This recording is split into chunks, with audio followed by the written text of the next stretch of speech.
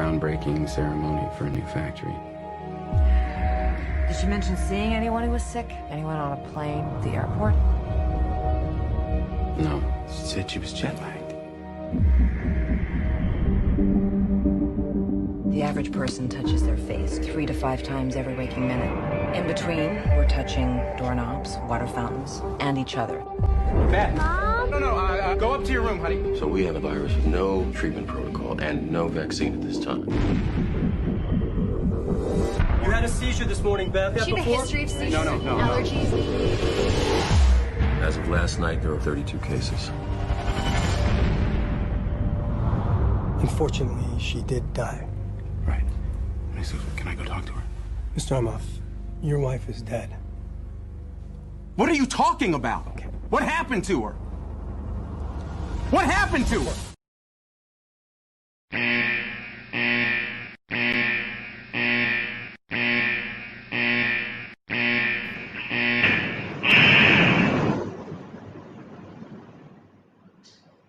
A very good afternoon to everyone present. Today is a new day for the government, for the citizens of Castor, and for the world.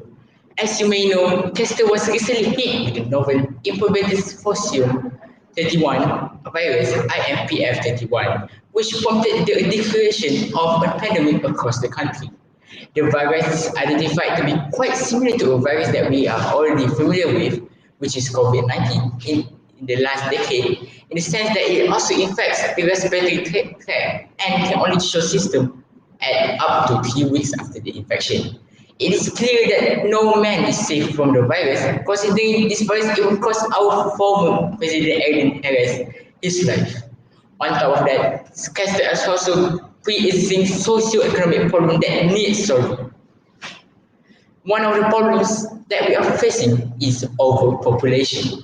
It may not be common knowledge, but Castor's population now considers more elderly and young citizens. Secondly, Castor has been undergoing a drug war, which is due to most people taking drugs as a means of escapism from their life of poverty. Our third issue of overcrowded comes as a result of the drug war. The use of illegal means that more drug users will convert and send them to prison. Our fourth problem is the economic crisis, a tragic result of tragic result that happens by the earthquake last year, as we all know, has caused massive damage to our infrastructure and also has made our nuclear reactor become unusable. Other than that, our capital city, Dagon, claims that they are better off without being tied to a Castor, as we have been a total burden for them. And also, illegal immigrants have been flooding our countries since we have weak international border control. For your information, we all have identification cards, human, to identify whether you are a citizen of Castor or not. On top of that, there has been human trafficking all around Castor due to previous problems like overpopulation and influx of illegal immigrants. In addition to that, the illegal immigrants have been convincing our citizens that traditional medicine is the way to go to cure any disease, comparing to our nowadays conventional medicine. Last but not least, our former president, Aaron Harris, has also been a bit too focused on developing cities, which means that our rural settlements and cities may be facing digital divide, a very obvious digital divide. Therefore, under the new government of President Ryan Shah, we hope to work towards curbing the spread of IMPF 31 as well as reviving the economy of Castor over time. To start, the government took into consideration 3 strategies that could be utilized to contain the virus IMPF 31. We come to a conclusion that the best decision is one labeled as delay and vaccinate. Through this strategy, it would take a longer time for the virus to contain, hence the name delay. But at the end of the day, there's less likely chance for a second pandemic of the same virus breaking out because of efforts that is made for research and developing a vaccine. By delaying the containment of the virus, we have no choice but to set in motion a movement control order MCO, which could be complete with standard operation procedures SOPs, such as physical distancing, mandatory masks when in public, as well as the closure of schools and businesses with the exception of boarding school and essential businesses like groceries. The research and development process of the vaccine will, however, require funding. It is where we will implement measures to counter the socio-economic problems facing our country for a more stabilized financial. First, the government has strategized a plan to provide jobs for those in rural areas. This involves urging overseas manufacturers to build factories on coastal soil. More specifically, nearby the rural settlements in order to reduce transportation costs, as we see labeled in the map here. This will increase the money flowing into the country and henceforth strengthen the economy in the long run. Over time, those living in rural areas will also gain enough money to gradually improve their living conditions. Other than that, efforts would also be made to open up more job opportunities in the extraction industry such as agriculture in order to put castle natural resources to better use. As you can see, marked at the maps. At this job, all these jobs mentioned require unskilled labor and will be targeted to those living in rural settlement across the country. This plan will be put in place to reduce the effect of the drug war, taking into account that citizens are using drugs as a means of escapism from their lives in poverty. A similar strategy can also be implemented with the issue of overcrowded jails. Instead of putting all criminals in jails, some of them can be given community work such as manufacturing or construction and cleansing jobs with slightly lower pay. This means that convicts will be productive even during their time of incarceration. It also reduces the labor cost of fixing the effects of the earthquake in cities. However, it is important to note that ownership of prison will be handed off to private corporations as they are financially able to support the maintenance and management of the prison. In doing so, this corporation will also benefit as the government will pay for each unoccupied bed in the prison. In terms of population, the government has decided to allocate a part of the national budget to the building of nursing homes for the elderly as well as the orphanage and care homes for children from poor families. This counters the abundance of old people and children left behind by the low mortality rate and high rate of citizens.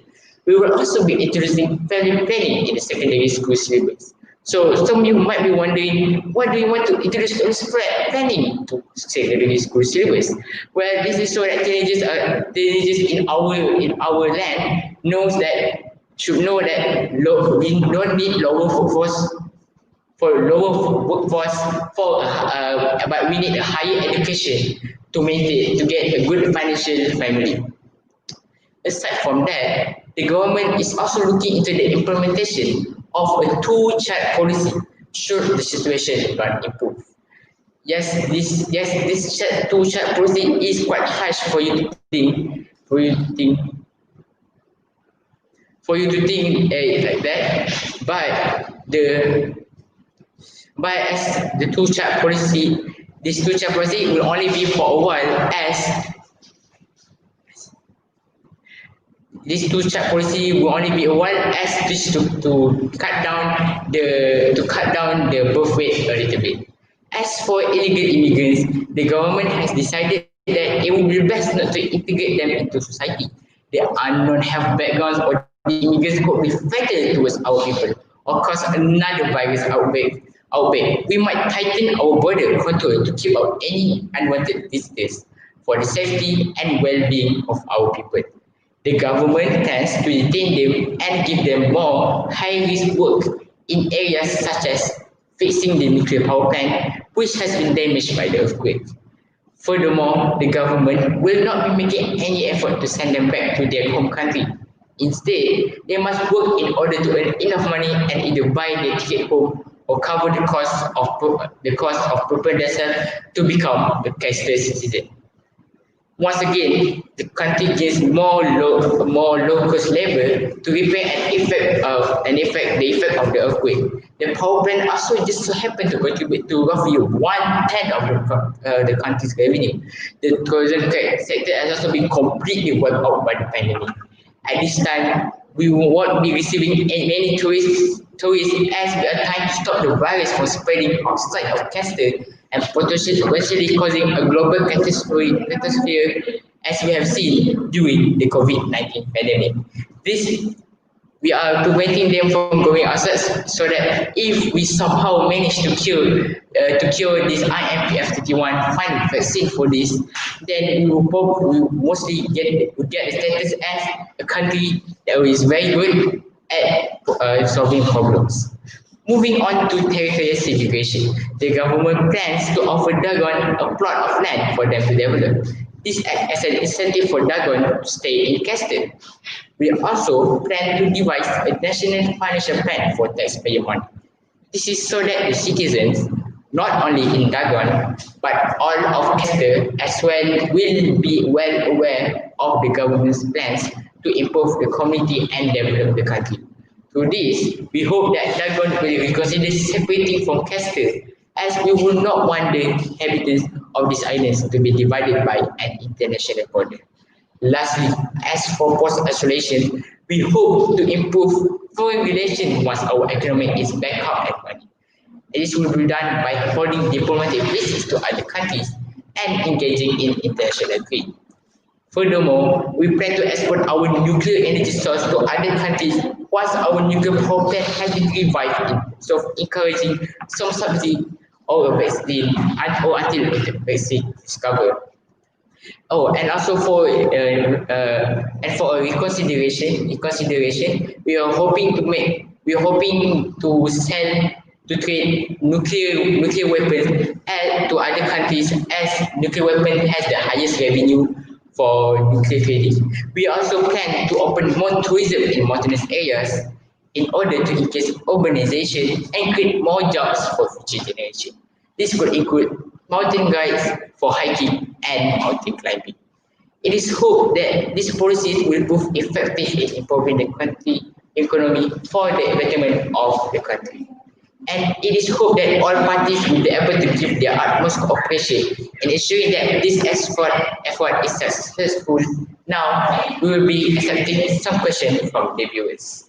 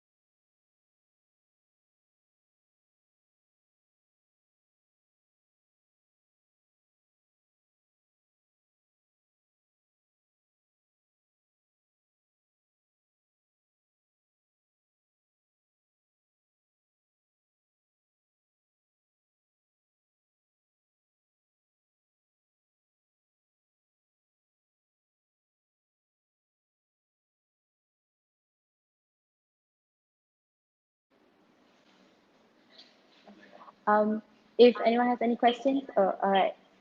So the first question is from Blank.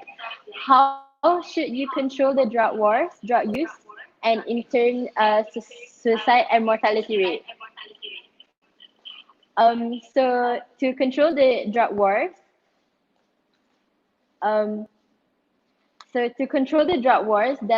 we are going to put everyone to work.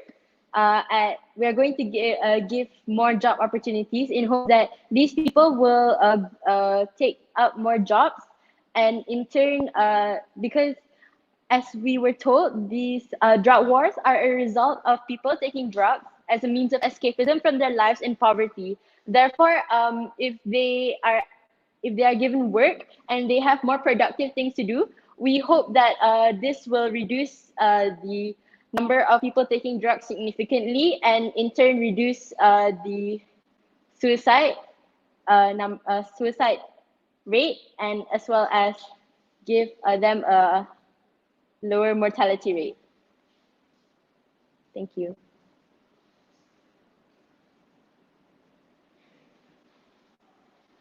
Okay, so the next question is from Addy. Tourism, okay. Wouldn't it be better to focus the money on finding a cure for IMPF 31 instead of tourism? Just to clarify, we are not going to have tourism during the pandemic. We are planning to find planning to find a vaccine first and develop a vaccine. That's why we are implementing the movement control order, just so that during the research and development of the vaccine, the citizens will not move around and spread the virus even more. Therefore, it will be mostly contained while to give us time to research and develop the vaccine. And the tourism that we mentioned would be carried out after the vaccine has been found or the virus has mostly died down. And from then on, we will implement tourism. We will have more tourism in the country, as tourism contributes to about a quarter of our revenue before the economic crisis. And since the pandemic since we are in a pandemic right now, we cannot focus our revenue mostly on tourism. Therefore, we plan to bring back tourism as a means of our revenue in the future after the pandemic has died down.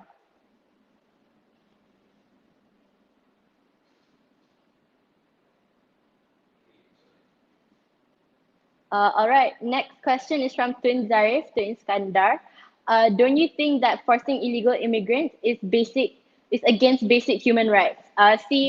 For this, we would like to clarify that we would like to highlight that these are illegal immigrants and not immigrants, just immigrants. They have come to our country illegally without the valid documents and without permission. And since we are in an economic crisis, we don't really have the resources to send them back to their country, as well as we have, instead of just detaining them in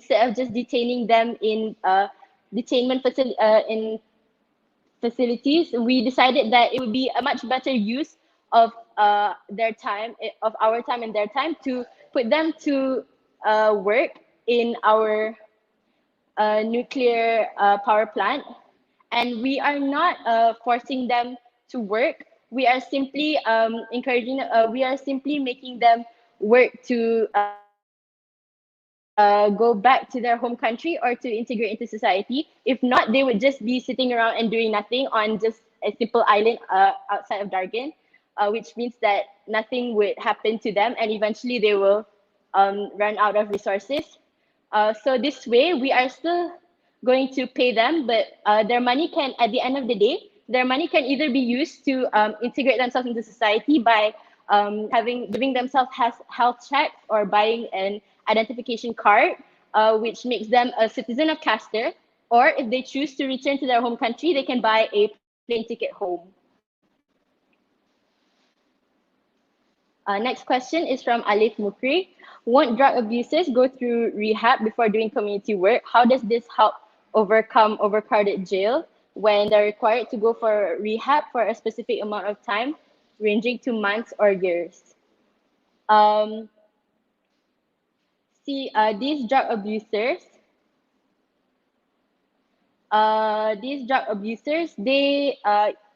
yes, they're going through rehab, but then taking illegal drugs is also still a crime in Castor, and therefore they will still have to serve jail time. So when all of them serve jail time at the same time, these jails are going to be overcrowded.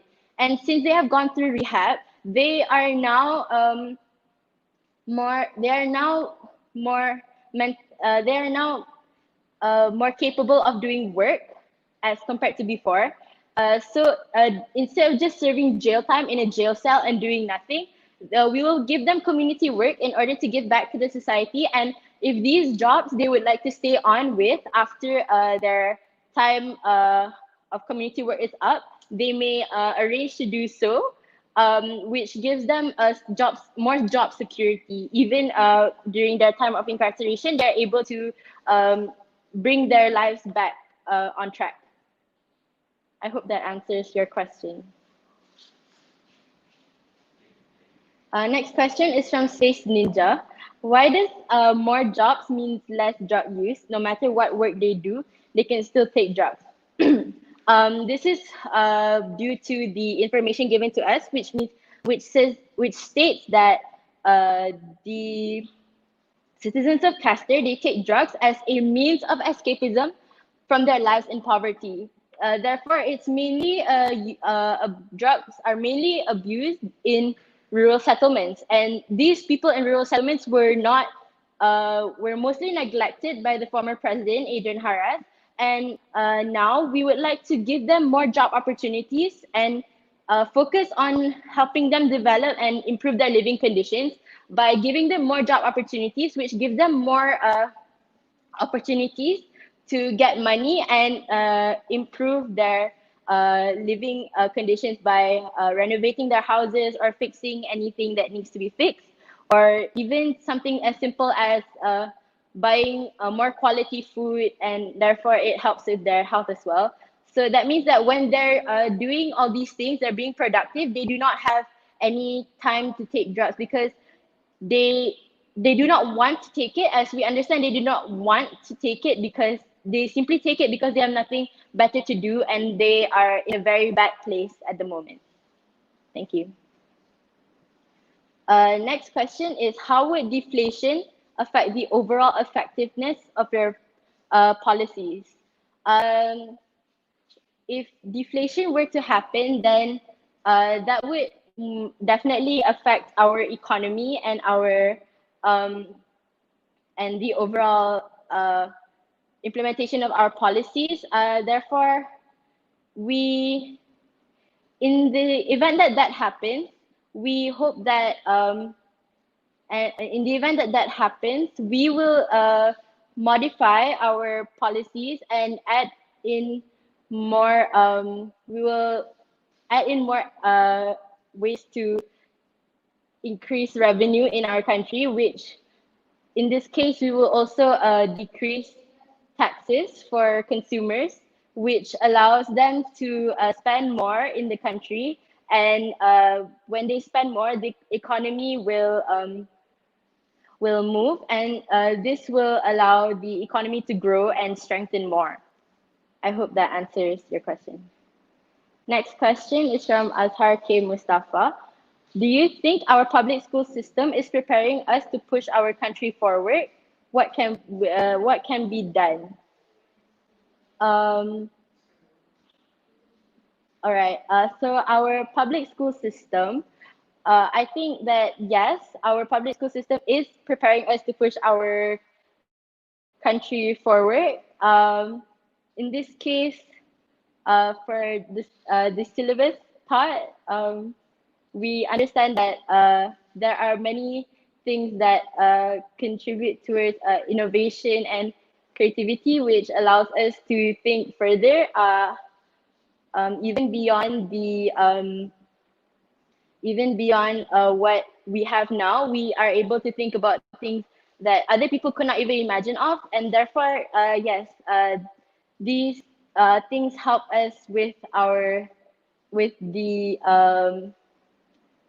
development of our country.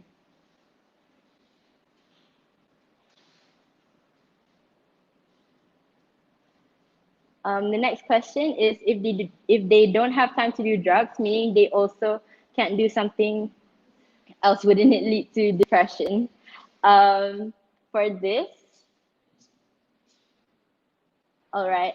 For this one, we are going to try and not strain our citizens with work, giving them a set amount of work every day and not giving them too many hours of work. And this also goes for employers, or they cannot make a worker work more than the set number of hours given by the government, or they will be fined. This is because we want to preserve the mental health of our citizens as well, because we know that by working too much, you can get stressed, or by working too little, you can decrease productivity in the country, and therefore you could work more in that time, but you don't. But we do not want them to strain themselves, which in turn will give a negative effect on the overall labor of our labor supply of our country.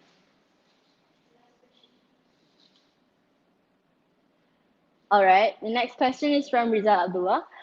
Should the government try to save ailing industries to save jobs in the short term, or let market efficiency take effect and make a stronger economy in the future?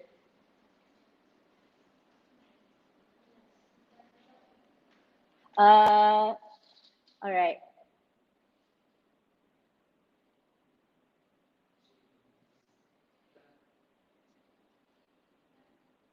Um,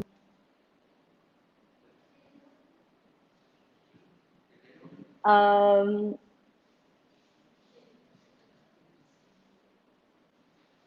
I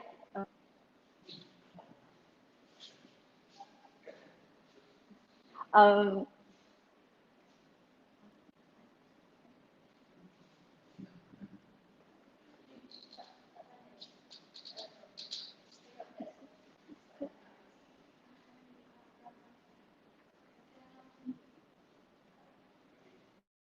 um, okay. That is all from us. Thank you for Thank you for sparing your time to listen to our ideas. We hope that you have a pleasant day, and thank you, and assalamualaikum.